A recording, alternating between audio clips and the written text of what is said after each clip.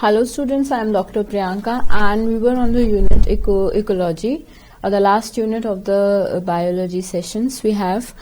तो last class में last sessions में हम लोगों ने chapter number we were discussing chapter number 14 that is ecosystem and in ecosystem we have discussed everything about ecosystem right we have discussed the important definitions of ecosystem. We have discussed the components of ecosystem, जिसमें हम लोगों ने abiotic and biotic factors के बारे में पढ़ा था. ठीक है कि abiotic components of ecosystem क्या है या biotic components of ecosystem क्या है और basically ecosystem है क्या.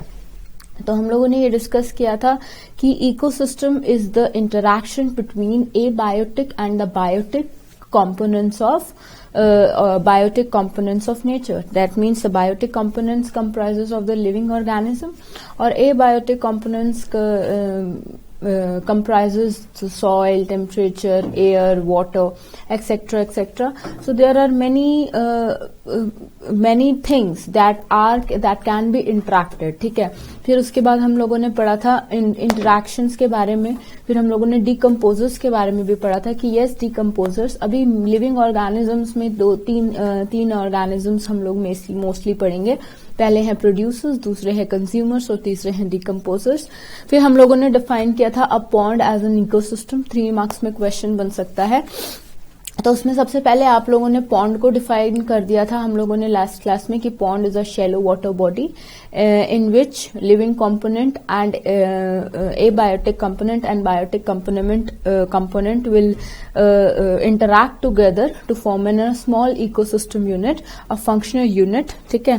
फिर हम लोगों ने बताया था कि ये पूरा many small local system comprises to form a big global ecosystem which is called as a biosphere of the earth. उसके बाद हम लोगों ने बात की थी इकोसिस्टम में कि पॉन्ड इकोसिस्टम में कि सबसे पहले आपने एबायोटिक कंपोनेंट बता दिए थे, एल्गे बता दिया था, फंजाई बता दिया था, उसके अंदर छोटे मोटे प्लांट्स बता दिए थे, टेम्परेचर बता दिया था, सनलाइट बता दिया था as a source of energy. फिर उसके बाद में आपने उसमें उसके इनऑर्गेनिक मैटर बताया था, dissolve in water, soil deposits बताया था. ऐसे ही फिर उसके बाद आपने बायोटिक फैक्टर बता दिए थे, फ्लैजलेट्स बता दिए थे, small fishes, zooplankton, phytoplankton. ठीक है. So these are the small things which we have discussed in the last sessions. उसके बाद हम लोगों ने बताया था कि how they interact with each other, कैसे abiotic and biotic unit will interact with each other. तो उसके बारे में हम लोगों ने बताया था कि कन्वर्जन होती है सबसे पहले इनऑर्गेनिक मैटर की, ठीक है, टू द ऑर्गेनिक मैटर जो कि प्लांट्स करते हैं through photosynthesis, CO2 + H2 use करके ग्लूकोज बनाते हैं. फिर क्या करते हैं कि जो कंज्यूमर्स होते हैं वो मतलब जो हर्बीवोर्स होते हैं वो प्लांट्स को कंज्यूम करते हैं, like the primary consumers, they consume the plants. इसके बाद क्या होता है, डिकम्पोजर्स डिकम्पोज करते हैं ऑर्गेनिक मैटर को again to the inorganic matter for the recycling of the nutrient cycling. ठीक है. उसके बाद क्या होता है कि यूनिडायरेक्शनल फ्लो ऑफ एनर्जी बनता है एक सिस्टम में, एक फंक्शनल यूनिट में, जो कि एक पॉन्ड के हम लोगों ने अगर स्मॉलेस्ट एग्जांपल पॉन्ड का लिया है तो पॉन्ड से हम लोगों ने देखा है कि एक unidirectional flow of energy which pass from the higher trophic level to the lower trophic level, right. तो इसमें हम लोगों ने क्या देखा है कि जिसके पास ज्यादा एनर्जी है वो एनर्जी को डिस्ट्रीब्यूट कर देगा, यूनिफाइड कर देगा, स्ट्रैटिफाइड कर देगा in an equal quantity at every traffic level, right. वो हम लोग उसके बारे में बात करेंगे, फूड चेन्स एंड ऑल के बारे में बात करेंगे थोड़ा सा. और उससे पहले ये सारी बातें हम लोग डिस्कस कर चुके हैं. उसके बारे में आपको एक बार और मेजर फंक्शंस के बारे में हम लोगों ने डिस्कस किया था कि मेजर फंक्शंस थे प्रोडक्टिविटी, डिकम्पोजिशन, उसके बाद एनर्जी फ्लो ट्रांसफर, फिर उसके बाद हमारा लास्ट था nutrient cycling, right. So these are the function, the major functions of the ecosystem. उसके बाद इंटरैक्शंस, उसके बाद आपने हाउ एंड पॉन्ड. अब हम लोग बेटे आज स्टार्ट करेंगे प्रोडक्टिविटीज के बारे में. ठीक है. तो चैप्टर 14 दैट इज इकोसिस्टम. आज हम लोगों ने फर्स्ट के बारे में बात करनी है,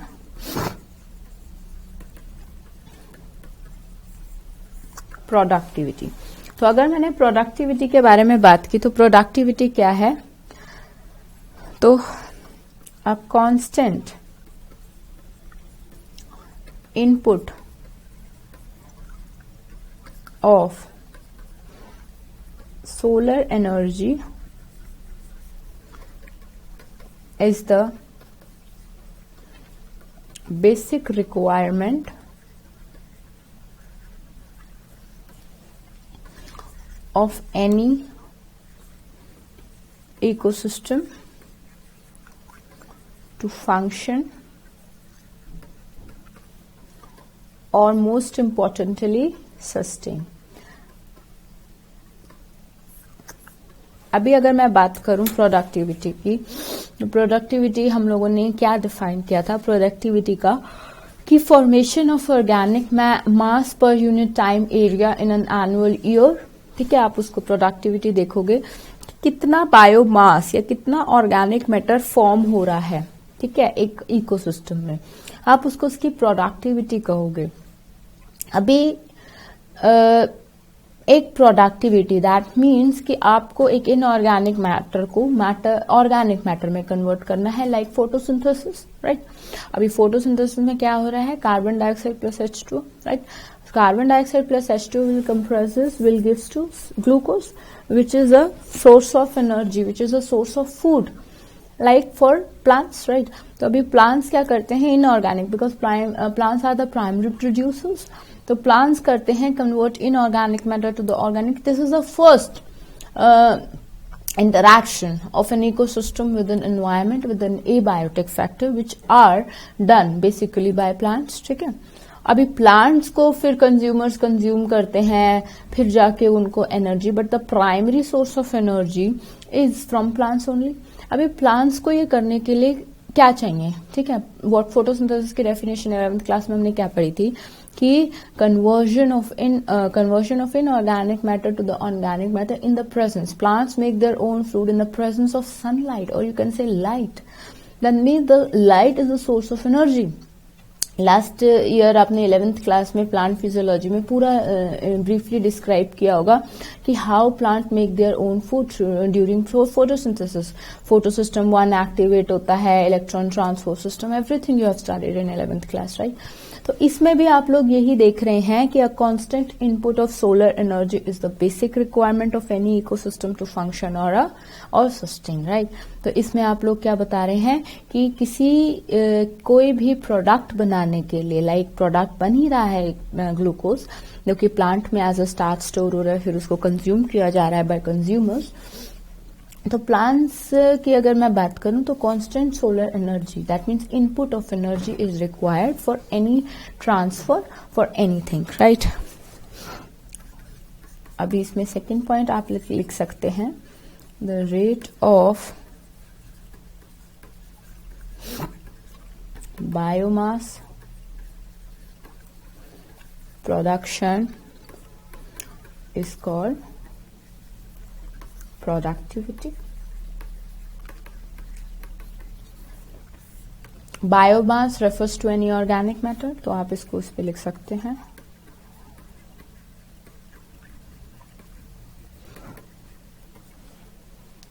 refers to any organic matter,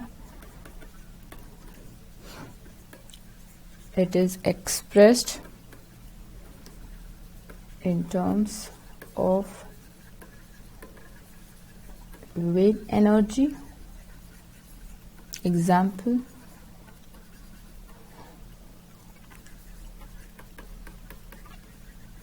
ठीक है, these are the units of productivity, m-2 m-1, right. Next आ जाती है प्राइमरी प्रोडक्शन।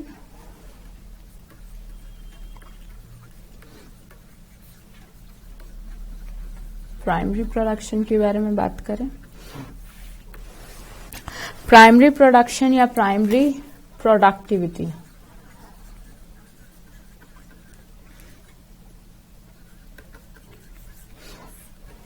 तो प्राइमरी प्रोडक्टिविटी में सबसे पहले आता है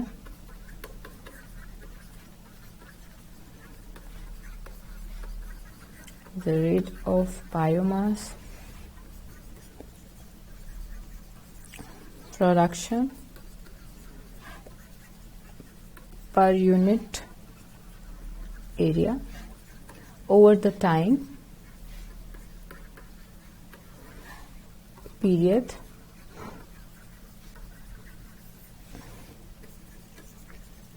by plants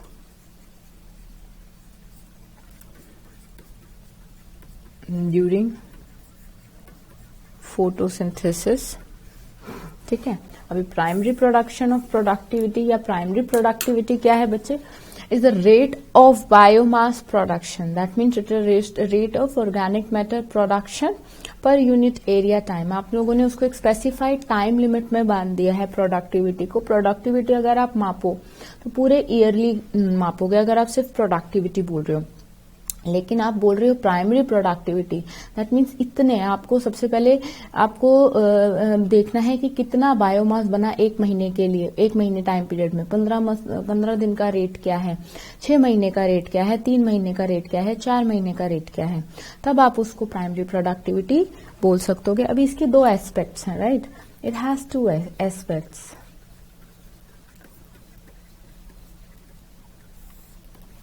It has 2 aspects। पहला एस्पेक्ट है इसका very important, gross, very important, इसको मार्क भी कर लीजिएगा बेटे, ये आपको आ सकता है। ठीक है, ग्रॉस प्राइमरी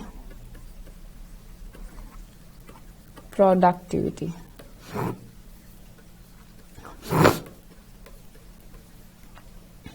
दूसरा नेट प्राइमरी प्रोडक्टिविटी। ठीक है, एक को बोलते हो एनपीपी, एक को बोलते हो जीपीपी। अभी सबसे पहले अगर आपने ग्रॉस प्राइमरी प्रोडक्टिविटी को करना है तो is the rate of production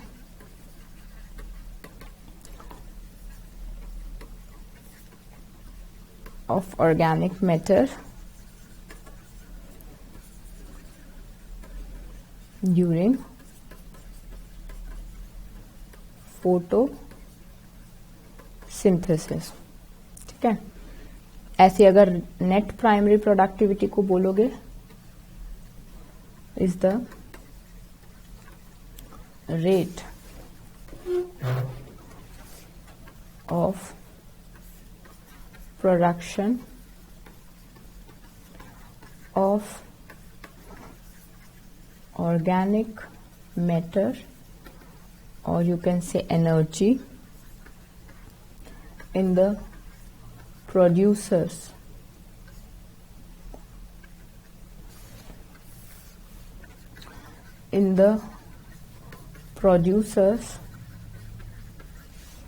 after respiratory losses,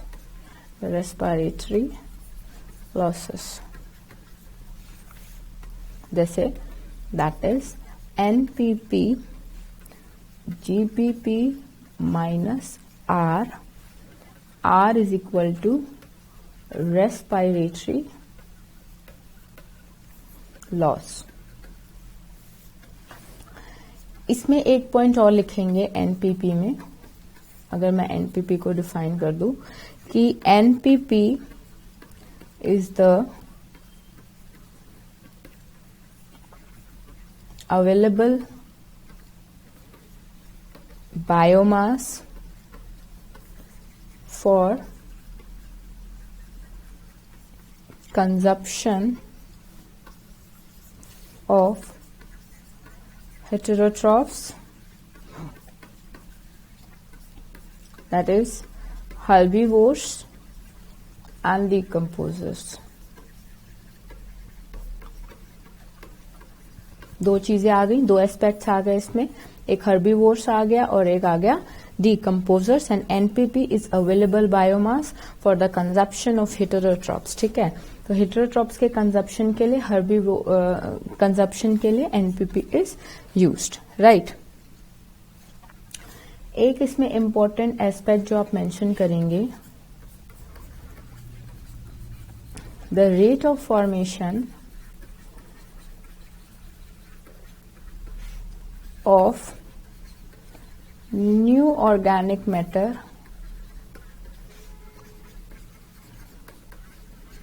by consumers is called second productivity. Right, the rate of formation of new organic matter by consumer is called second productivity, and the primary productivity depends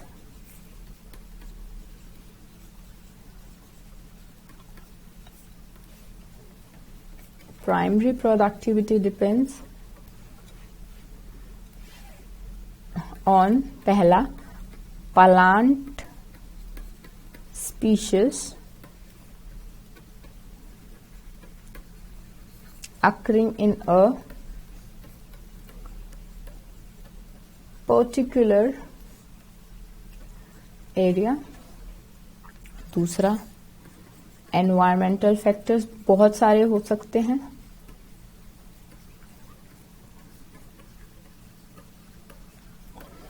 तीसरा, available nutrients, and चौथा, photosynthetic capacity of plants. Right. अभी अगर मैंने बात करी ही rate of formation of new organic matter by consumers, consumer कोई organic matter बना रहे हैं तो आप उसको सेकेंडरी प्रोडक्टिविटी करोगे. अभी क्वेश्चन आता है कि why plants are called as the primary producers, because they give rise to the prime production of organic matter. ठीक है, सबसे पहला source of production. For example, मेरा सोर्स ऑफ फूड एनर्जी क्या है? आलू गोभी की सब्जी, चपाती, whatever we take the energy, we take the glucose. हमारी बॉडी में सेकेंडरी फंक्शंस होते हैं, लेकिन first as a raw material of food source और एनर्जी सोर्स हम लोग प्लांट से ही तो लेते हैं, या हम लोग किसी एनिमल से लेते हैं. तो अगर मैं प्लांट्स की बात करूं, ठीक है, तो प्लांट्स के पास तो कोई ऐसा सोच नहीं है ना कि बेटे आज घर में आलू गोभी की सब्जी बनी तो चलो आलू गोभी की सब्जी से ग्लूकोज बनाएंगे. नहीं, ऐसा नहीं होता. तो क्या होता है प्लांट्स में? They make their food directly in the presence of sunlight. Right, in the presence of sunlight through CO2 plus H2O gives rise to glucose. That means उनका जो फूड मटेरियल है, जो उनका सोर्स ऑफ एनर्जी है, वो directly glucose बनाते हैं. और अभी इसके ऊपर जो हम लोगों ने कहा कि रेस्पिरेटरी लॉसेस, अभी रेस्पिरेटरी लॉसेस का मतलब है कि बेटे हम लोगों ने 11th क्लास में आप लोगों ने पढ़ा होगा कि photosynthesis and respiration are the simultaneous processes. कि क्यों रात को जो प्लांट्स होते हैं वो एज एन एनिमल काम करने लग जाते हैं. क्यों काम करने लग जाते हैं? Because they are respiring like a normal human being. At the day time also they are respiring. ठीक है, फॉर एग्जाम्पल उन्होंने 4000 किलो जूल मतलब के हिसाब से उन लोगों ने ग्लूकोज प्रोड्यूस कर दिया. उसमें से थोड़ा ग्लूकोज वो अपना रेस्पायर करने के लिए यूज करेंगे. सेल्स हैं, सेल्स को रेस्पायरेशन के का प्रोसेस करना ही है. बट फोटोसिंथेसिस प्रोसेस इतना ज्यादा में होता है कि रेस्पायरेटरी प्रोसेस हम लोगों को एज सच दिखाई नहीं देता. At the day time also these plants consume oxygen but in a very little level. But in night there is no sunlight, there is no photosynthesis, so they act like a normal consumers. They consume oxygen for the respiratory processes और वो आराम से अपना respiratory process कर रहे होते हैं. But in case of अगर मैं in case बात करूं human being की, ठीक है, वो as such कोई प्रोसेस नहीं कर रहे होते हैं इन गिवन मैनर. सुबह कोई फोटोसिंथेसिस नहीं होता. उनका जो भी फूड मटेरियल है या सोर्स ऑफ फूड मटेरियल है वो प्लांट्स हैं. तो plants are the primary producers और the primary productivity occurs in plants only. उसके बाद जो सेकेंडरी बायोमास बनेगा, जैसे हमारे अंदर ग्लूकोज बना और फिर उसको डिकम्पोज करके बनाया गया दोबारा, तो उसको आप सेकेंडरी प्रोडक्टिविटी के नाम से या सेकेंड प्रोडक्टिविटी बोल सकते हैं। राइट। अब हम लोग बात करेंगे, अभी इसमें प्राइमरी प्रोडक्टिविटी डिपेंड्स करती है किन किन चीजों पे, कि प्लांट स्पीशीज कौन सी है इन अ पर्टिकुलर एरिया के, हर्ब्स हैं, शर्ब्स हैं, हर्बीवो कौन से प्लांट्स हैं। उसके बाद दूसरे आ जाते हैं आपके एनवायरमेंटल फैक्टर्स, कि किन एनवायरमेंटल कंडीशन में प्लांट को काम करना पड़ रहा है, प्लांट के लिए क्या अडेप्टेशन पॉसिबल है, फेवरेबल कंडीशन है, अनफेवरेबल कंडीशन है, कितने available nutrients of soil present है, मतलब ये बायोटेक फैक्टर है, फोटोसिंथेसिस कैपेसिटी, C4 प्लांट है या C3 प्लांट्स है। So this is the dependence of the photosynthesis.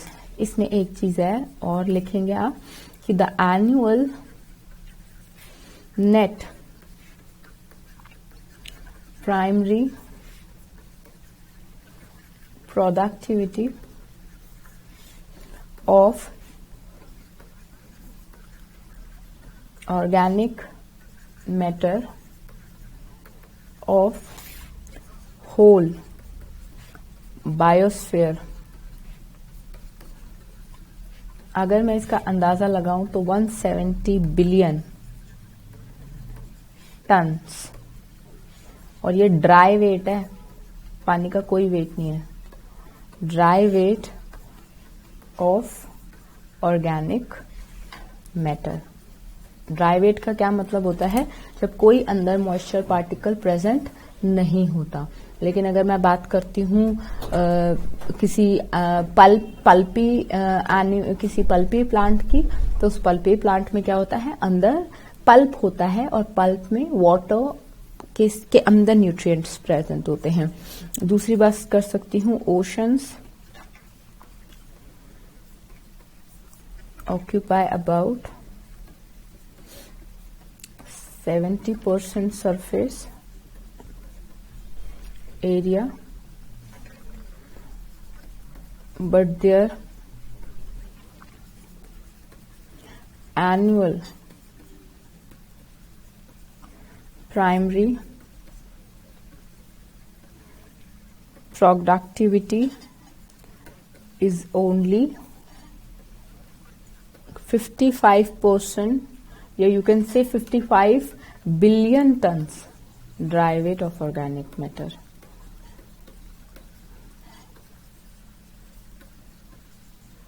Dry weight of organic matter while rest is on land. ठीक है, now बात करते हैं नेक्स्ट टॉपिक की। ठीक है, जो नेक्स्ट टॉपिक हम लोग बात करने वाले हैं वो नेक्स्ट है decomposition.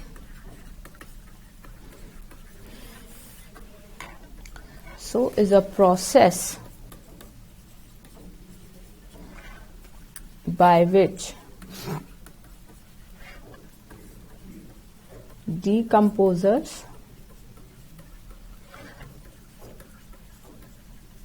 break down complex dead organic matter into inorganic substances like CO2, water and the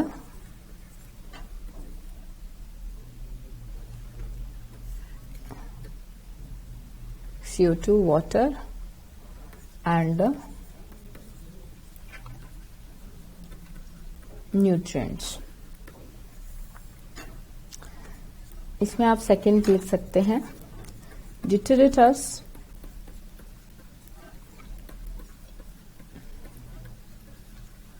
is the raw material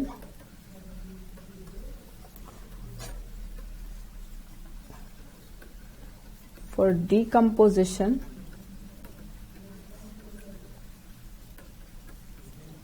and it consists of dead plants, materials,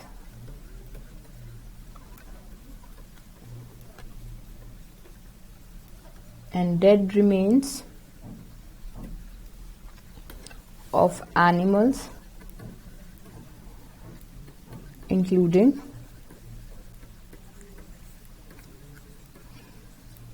fecal matter.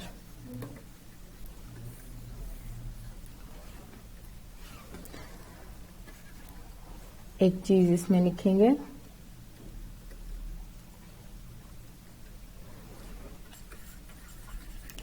decomposition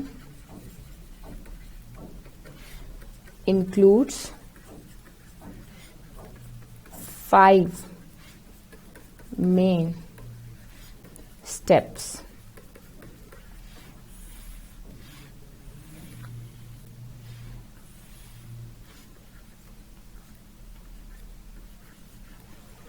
पहला,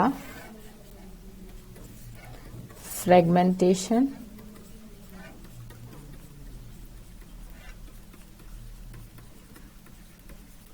दूसरा leaching,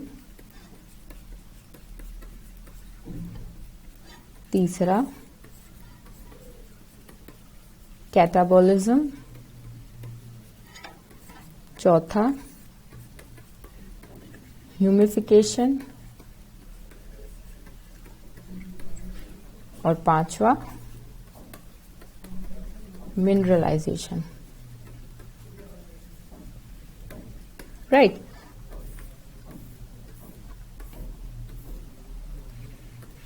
fragmentation, leaching, catabolism, humification and mineralization. अभी देखेंगे हम लोग decomposition के बारे में कि अगर मैं बोल रही हूं डिकम्पोजिशन, तो डिकम्पोजिशन एक प्रोसेस है जिसमें डिकम्पोजर्स आर ऑर्गेनिज्म जो किसी बड़ी चीज को या बड़े को छोटे में तोड़ देती है. ठीक है.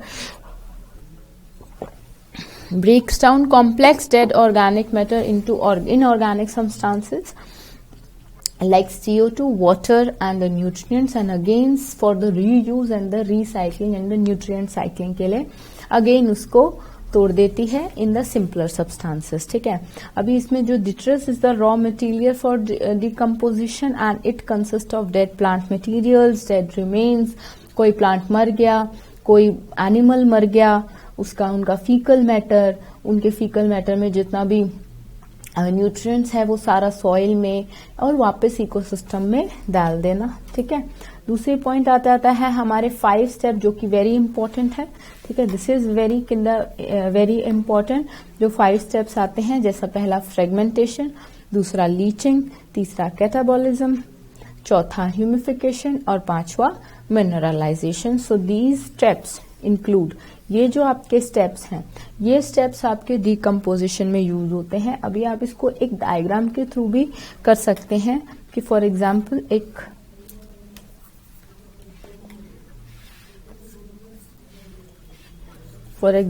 एक ट्री है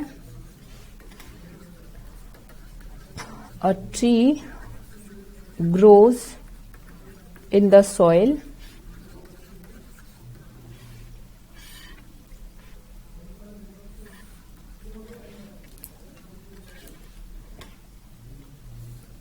ठीक है.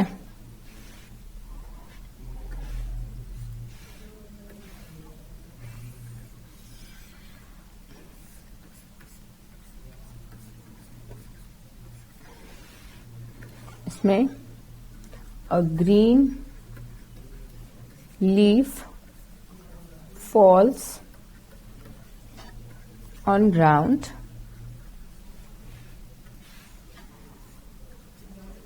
ठीक है.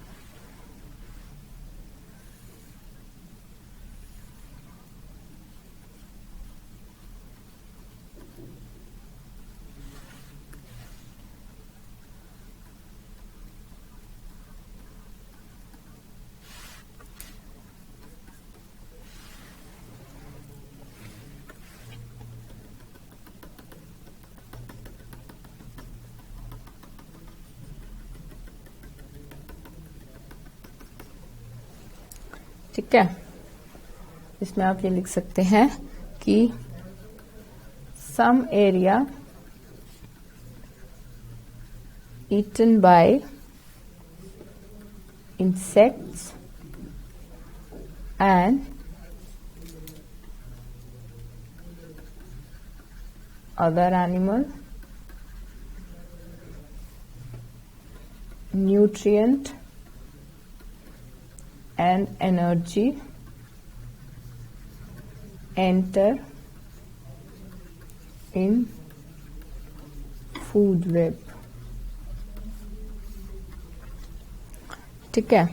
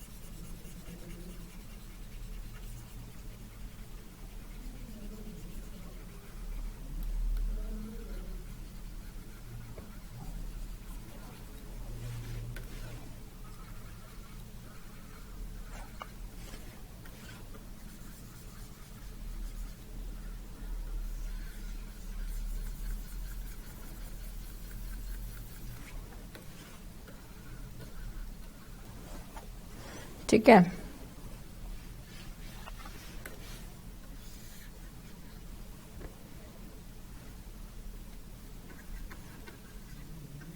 some nutrients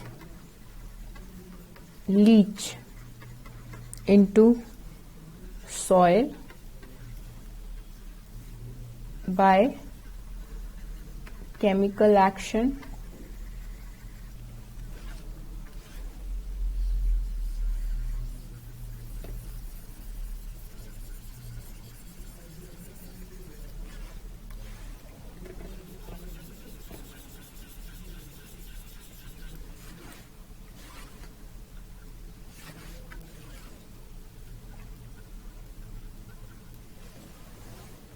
right.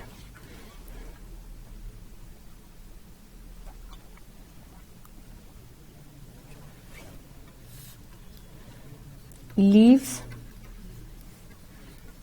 partially consumed by decomposers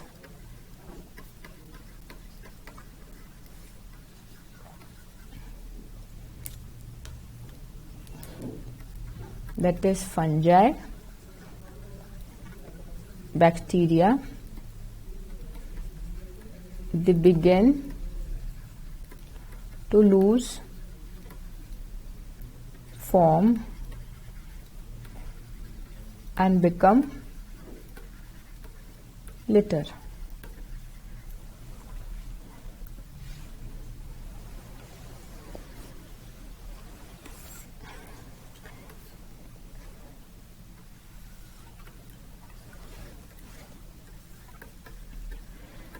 Organic rich soil.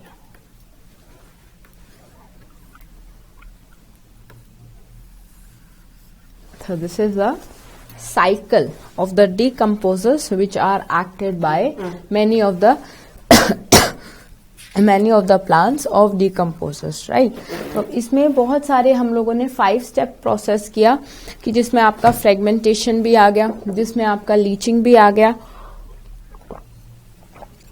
अगर ये आ जाएगा कि explain the 5 step process of decomposition, तब आपको इसको एक्सप्लेन करना है 1 बाय 1. कि फॉर एग्जाम्पल अगर आप फ्रेगमेंटेशन के बारे में बताएंगे तो आपको इसको एक्सप्लेन करना होगा कि डिट्रिटिवोर्स example earthworm, break down detritus into smaller particles, or you can say it as a fragments. इसको तोड़ देता है, जैसे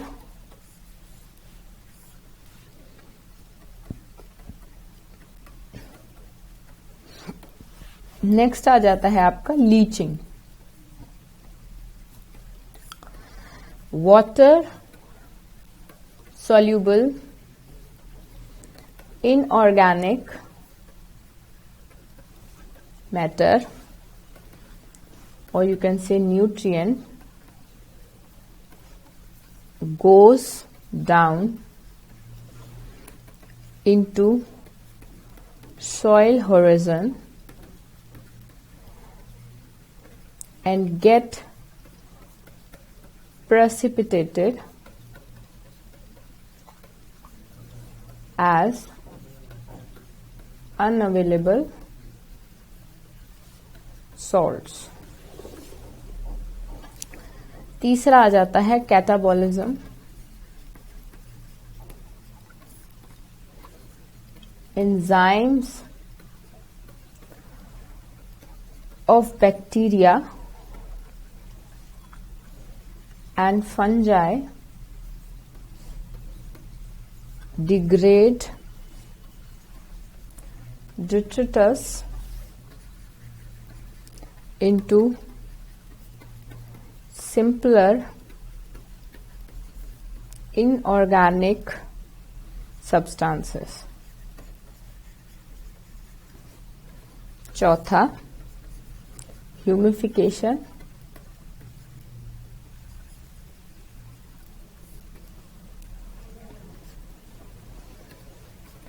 It leads to the accumulation of dark colored amorphous substances called humus.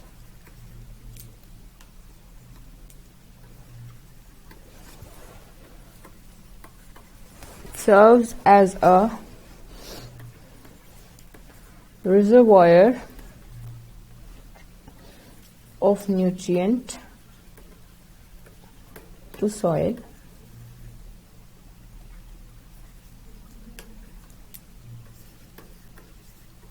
Right. इसके बाद लास्ट आ जाता है, अगर ह्यूमस की डेफिनेशन पूछ लेता है, is highly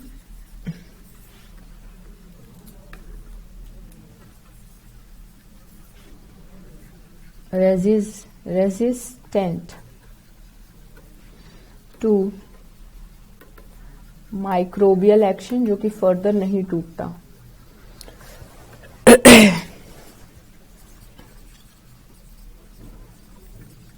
undergo decomposition at extremely 2 बार स्लो रेट. नेक्स्ट आपका लास्ट 5वां आ जाता है mineralization. Humus after further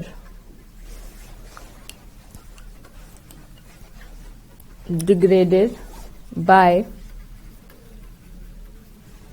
some microbes and release inorganic nutrient in the soil. So this is the factor responsible for the decomposition process. इसमें हम लोगों ने 5 स्टेप प्रोसेसेस किया. जिसका पहला है हम लोगों ने डिकम्पोजिशन किया, दूसरा लीचिंग, तीसरा कैटाबॉलिज्म, तीसरा ह्यूमिफिकेशन और पांचवा मिनरलाइजेशन। इसमें फ्रेगमेंट्स में सबसे पहले किसी भी आपके दांत, अगर आप डाइजेस्टिव सिस्टम की बात करें तो आपके दांत, आप कुछ भी खा रहे हैं, आलू गोभी की सब्जी के साथ आपने एक बाइट लिया तो क्या किया, आपके जो भी बड़ा एक बाइट होगा वो छोटे छोटे पीसेस में, दैट मीन्स सिंपलर फ्रेगमेंट्स में ऊपर ही टूट जाएगा। दैट मीन्स अंदर फिर जाके और सिंपलर पेस्ट लाइक स्ट्रक्चर में होता है, जिसे आप कैटाबॉलिज्म कहते हो। ठीक है, तो इसमें भी ये जो फ्रेगमेंटेशन हुई है ये कि कोई भी ऑर्गेनिक मैटर जो कि बड़े साइज का है वो छोटे साइज में इनऑर्गेनिक मतलब बड़े साइज का है तो वो छोटे पार्टिकल्स में या फ्रेगमेंट्स में टूट जाएगा। नेक्स्ट आ जाता है leaching, that means chemical actions. ठीक है, केमिकल एक्शंस की वजह से जो भी इनसॉल्युबल न्यूट्रिएंट्स हैं, ठीक है, इनसॉल्युबल न्यूट्रिएंट्स हैं, वो जाके डिसॉल्व हो जाते हैं और सेट डाउन हो जाते हैं इनसाइड द सॉल्ट और अनसॉल्ट्स के फॉर्म में निकल आते हैं। दूसरा है कैटाबॉलिज्म, अब बैक्टीरिया उन लेफ्ट ओवर को डिग्रेडेट करते हैं और ज्यादा और कन्वर्ट करते हैं उनको इनऑर्गेनिक सब्सटेंस में। फिर तीसरा है ह्यूमिफिकेशन, कि जब ये जितना भी मटेरियल हुआ वो डार्क कलर सब्सटेंस में, अमॉर्फस सब्सटेंसेस के फॉर्म में स्टोर हो जाता है सॉइल में। दैट मीन्स ये बहुत स्लो रेट से डिग्रेडेट करता है, उसको कह देते हैं ह्यूमिफिकेशन। और ह्यूमस इसमें हाईली रेजिस्टेंट सब्सटेंस होता है, जो अमॉर्फस सब्सटेंस की हम बात कर रहे हैं वो ह्यूमस ही कहते हैं। ठीक है, जो कि डिग्रेडेशन बहुत स्लो रेट से होता है।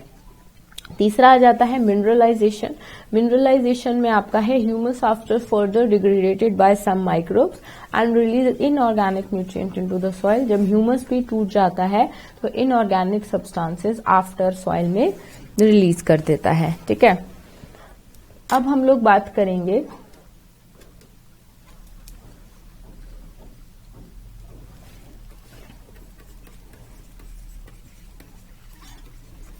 factors affecting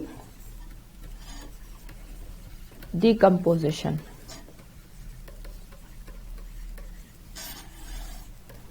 तो सबसे पहला फैक्टर है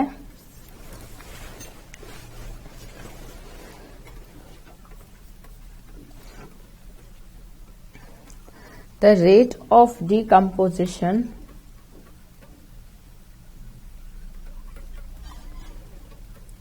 is controlled by chemical composition of detritus and climatic factors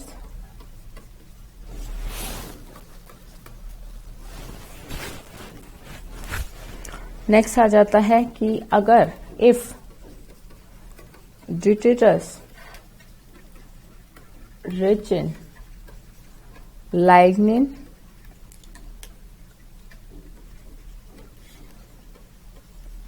and chitin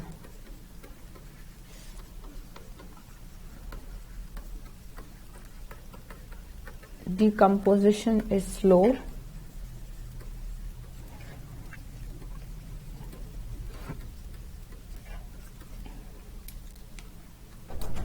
decomposition is faster in such cases where detritus breaks down at high rate, right? Or you can say water soluble inorganic matter like sugar etc. breaks at faster rate। तो डिट्रस तब टूटेगा कि जब inorganic matter faster rate से टूट रहा है, जैसे लाइगिन हो गया, चिटिन हो गया।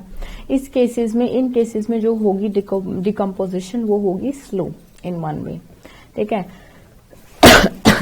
और हाई रेट कब है? If detritus is rich in nitrogen. ये भी लिख सकते हो कि if detritus is rich in nitrogen, nitrogen से रिच होगा और इनऑर्गेनिक मैटर लाइक शुगर से रिच होगा, तो दोनों में ही आपकी शुगर जो होगी वो प्रेजेंट होगी, right. And breaks at faster rate if detritus is rich in nitrogen. Next आ जाता है why low temperature and anabolic conditions, for example anaerobic conditions. अगर टेम्परेचर लो हुआ तो इस पर आप ऐसे लिख सकते हैं कि when low temperature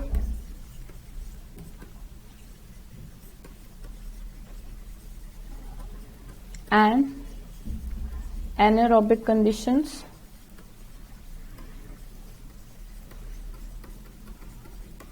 inhibit decomposition.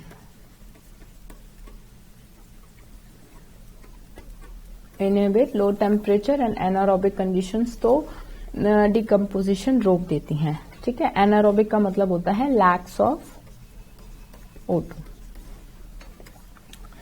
Right. अब हम लोगों का डिकम्पोजिशन में 5 स्टेप प्रोसेस आता है। अगर आपको ये प्रोसेस डायग्राम के साथ आया, ठीक है, अगर वो आपको बोल रहा है कि नहीं आपको डायग्राम बना के करना है, तो आप डायग्राम बना के इसको डिपिक्ट करेंगे 5 स्टेप प्रोसेस को। अगर वो आपसे सिर्फ फैक्टर्स अफेक्टिंग डिकम्पोजिशन और आपसे सिर्फ 5 स्टेप प्रोसेस का एक्सप्लेनेशन मांग रहा है, तभी डायग्राम बनाने की कोई जरूरत नहीं है। आप सिंपल से राइट डाउन कर दीजिए और लिख दीजिए, तो वो आपको नंबर मिल जाएंगे पूरे। लेकिन बस ये ध्यान रहे कि जितनी ज्यादा आप इसमें एग्जाम्पल्स का यूज करेंगे उतना ज्यादा बेनिफिट है। नेक्स्ट पे हम लोग आते हैं, नेक्स्ट की अगर हम लोग बात करें तो नेक्स्ट टॉपिक पे हम लोग आ जाते हैं जिसका नाम है एनर्जी फ्लो, जो कि अब हम लोग टॉपिक पे आ रहे हैं फूड वेब। एनर्जी फ्लो, तो अगर मैं इकोसिस्टम की बात करूं तो sun is the main source and the only source of energy in the form of light and the photons. So sun is the only source of energy for all ecosystems on earth. इसमें exceptions भी हैं कुछ, deep sea animals, deep sea और hydro thermal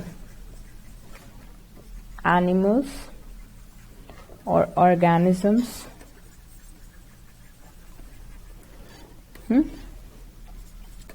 less than 50% of the incident solar radiation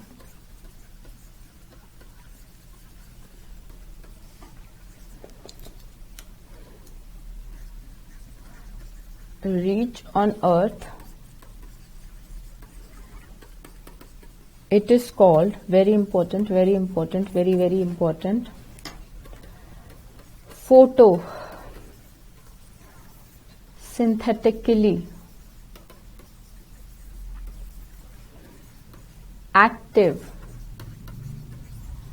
radiation, जिसको आप short form में question आ सकता है कि एक्सप्लेन पार, PAR, जिसको आप शॉर्ट फॉर्म में तो आप बोलोगे कि 50% of the radiation of the incident solar radiation reaches on earth, it is called photosynthetic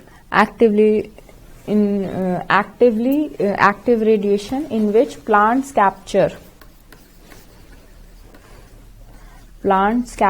only 2 to 5%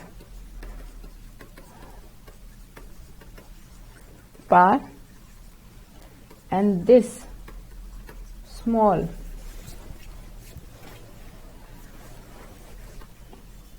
amount of energy sustains the entire living world.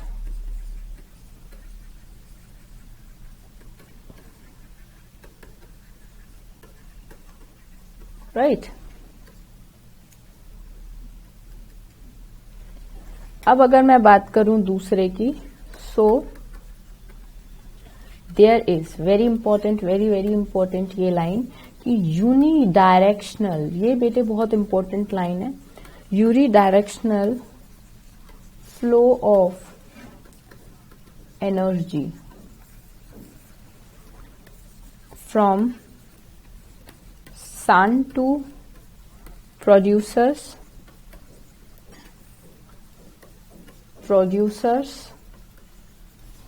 to consumers, right?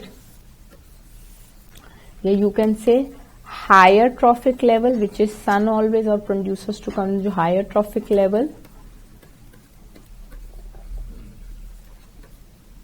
to low trophic level. Higher trophic level to low trophic level in this case, ठीक है। इसमें unidirectional flow of energy है जो कि बार बार one two another form में flow करती रहती है। अगर अब मैं बात करती हूँ इसी चीज की, या मैं अगर इसको कह देती हूँ कि how this unidirectional flow of energy occurs, right. तो कैसे हो रही है बेटे, क्योंकि sun is the ultimate source of energy, उसकी एनर्जी तो बहुत ज्यादा है एज कम्पेयर टू प्लांट्स की एनर्जी उतनी ज्यादा नहीं है एज कम्पेयर टू सन, ठीक है। तो सन एनर्जी है, दैट मीन्स वो हायर ट्रॉफिक लेवल है, और वो प्लांट्स को एनर्जी दे रहा है, that means as compare to sun the energy of producers are very minimal, like वो अपनी 50% फोटोसिंथेटिकली एक्टिव रेडिएशन दे रहा है, जिसमें से सिर्फ 2 to 10% ही प्लांट्स कैप्चर कर पा रहे हैं, ठीक है।